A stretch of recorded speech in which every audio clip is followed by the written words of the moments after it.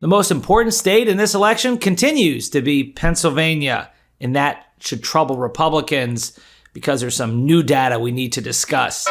I'm Dave Aronberg, state attorney for Palm Beach County, aka the Florida lawman here on the MeidasTouch network. We've seen the polls. It's close in Pennsylvania, which is like the pivot state, as they call it.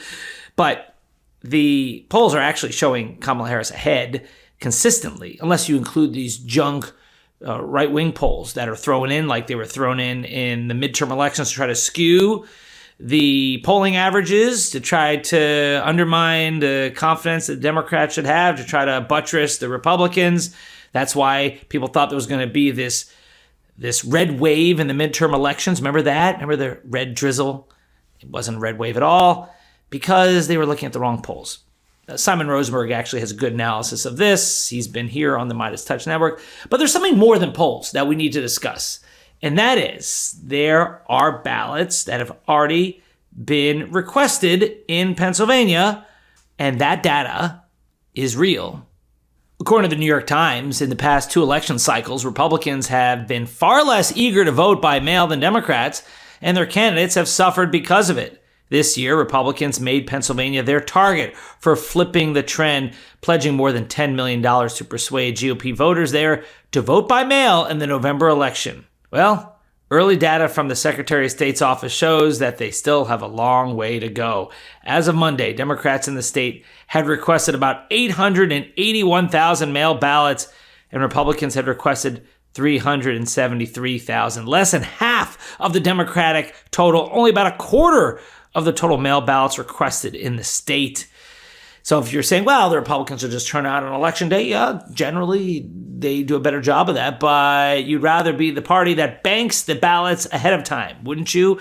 Especially when you don't know what's going to happen on election day. There could be bad weather. There could be long lines at the polls. There could be car trouble. If you're the Republicans, you do not want to rely on election day voting to carry you through. That's one of the reasons why they keep losing these elections. Yeah, Donald Trump bad-mouthing mail-in voting, and so his voters voted on election day, and they lost because they couldn't make up the big deficit on election day that they had going into that day. And here, the Republicans tried to reverse that. They actually put in millions of dollars to try to convince Republicans to vote before election day. Vote by mail. They're saying it's not so fraudulent anymore. They have this new initiative for the Republicans to secure the vote. This has been going on for months. In fact, I did a video about this months ago.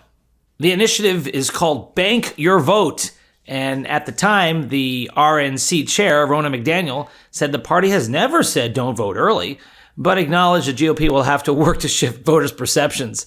According to the Associated Press, the nationwide GOP plan emphasizes in-person early voting, absentee voting, and ballot harvesting where legal, while also pledging to fight against bad ballot harvesting laws. Republicans use the term to describe when someone else returns a mailed ballot on behalf of another voter, especially third parties that gather multiple ballots. There's a bit of mixed messaging here. So they support mail-in voting but not ballot harvesting. They support early voting but not collecting ballots. And so there's a bit of a disconnect, I think. I don't think the actual rank and file voters are getting the message. And you know how we know? Well, look at the results here in Pennsylvania. According to the New York Times, while it is still early, the last day to request a mail ballot is October 29th. Such a large gap in Pennsylvania shows it is extremely unlikely that Republicans will come close to parity with Democrats in voting by mail in Pennsylvania. It is stark evidence that former President Donald J. Trump's long-standing criticism of mail-in voting, including misinformation that it is rife with fraud, has had a stubborn and lasting impact. And indeed, the mixed signals continue for the Republicans. The Republican legal strategy in Pennsylvania is also not sending the warmest signals about voting by mail. The party is currently suing to prohibit voters from fixing errors in their mail ballots before Election Day. In a separate lawsuit, block mail ballots with small errors on the outer envelope from being counted. Democrats, however, have been pushing their voters to get their mail ballots in early, while also spotlighting Mr. Trump's comments and the Republican legislative strategy. Now, this is indeed something that has been underreported. The ground advantage that the Harris-Walz campaign is significant over the Trump campaign. It's where they're not keeping up with all the Democratic offices that have been open and the ground games and the get out the vote effort. So when you see the polls and you see how it's neck and neck, and even though Kamala Harris is ahead in most polls. But just realize that since the Dobbs decision, Democrats have outperformed in just about every election.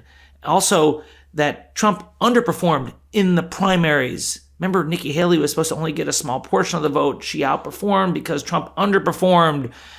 And now you have this on-the-ground advantage for the Democrats. Field offices, get out the vote efforts, and a push for early and mail-in voting, things that the Republicans are not getting. They're relying entirely on the vagaries of voting on Election Day.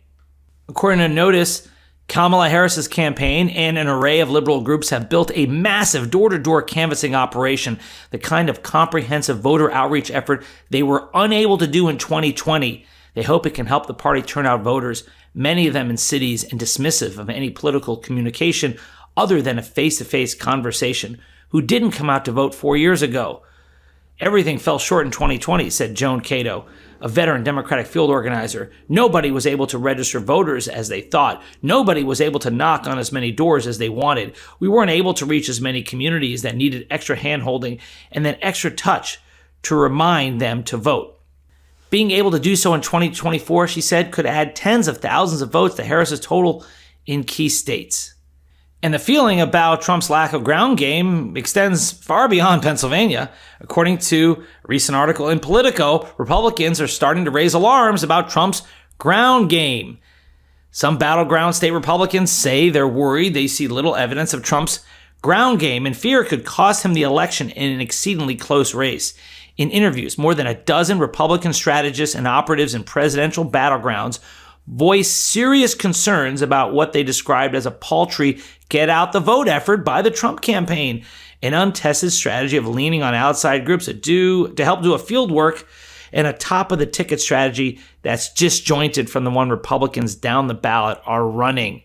After years of attempts to mimic Democrats' Barack Obama-era grassroots organizing model, the GOP is still trying to develop a ground game strategy that can rival their opponents. And as Harris continues to pour money into her door-to-door efforts, some of the strategists and operatives fear the party's efforts this year will fall short, potentially hampering Trump in key battlegrounds. I mean, look at the numbers.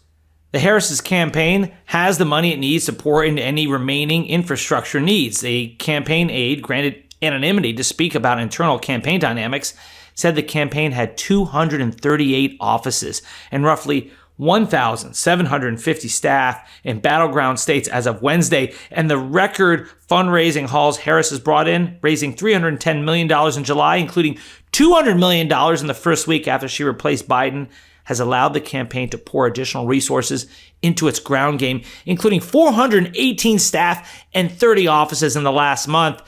In the state with its smallest operation, Nevada, the Harris campaign has 142 staffers. A Republican operative who claimed to be familiar with the Trump team's staffing level said there were only 16 campaign staff in Nevada, a figure a Trump official disputed, saying the number was significantly higher, while declining to share specifics.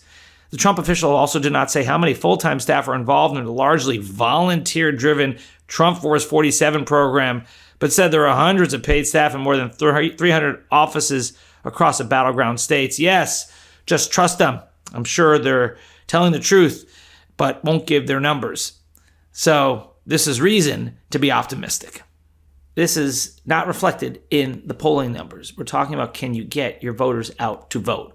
And back 4 years ago, when Joe Biden won, they couldn't do the massive get out the vote effort because of COVID. That's changed. And because of the superior resources, the fundraising, the money that's actually being spent instead of legal fees spent on the ground, it's making a difference. And when you do the ground efforts, it also helps to get those absentee ballots returned. The mail-in ballots, it's called a chase program. You need to chase them to make sure people return the ballots. And guess what's happening in Pennsylvania? Yes, in Pennsylvania, according to the New York Times, voters were able to begin requesting absentee ballots in early June. But Republicans pressing the issue readily admit it is not going well.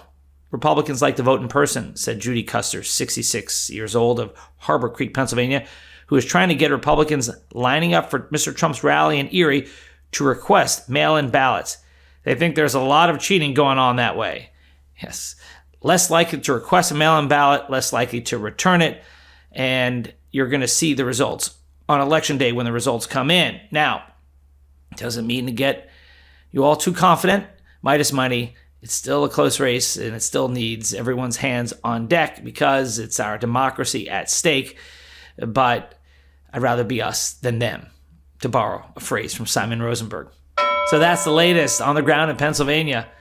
I'm Dave Aronberg, a.k.a. the Florida Lawman, here on the MeidasTouch Network. If you like this video, please like and leave a comment below. I love reading your comments. Also, check out our sister channel, True Crime MTN, where I host a bunch of true crime videos about cases like Diddy, like Eric Adams, and others that are getting a lot of attention in the true crime community. So check me out over there. And come see me here next time. Love this video? Make sure you stay up to date on the latest breaking news and all things Meidas by signing up to the MeidasTouch newsletter at MeidasTouch.com/newsletter.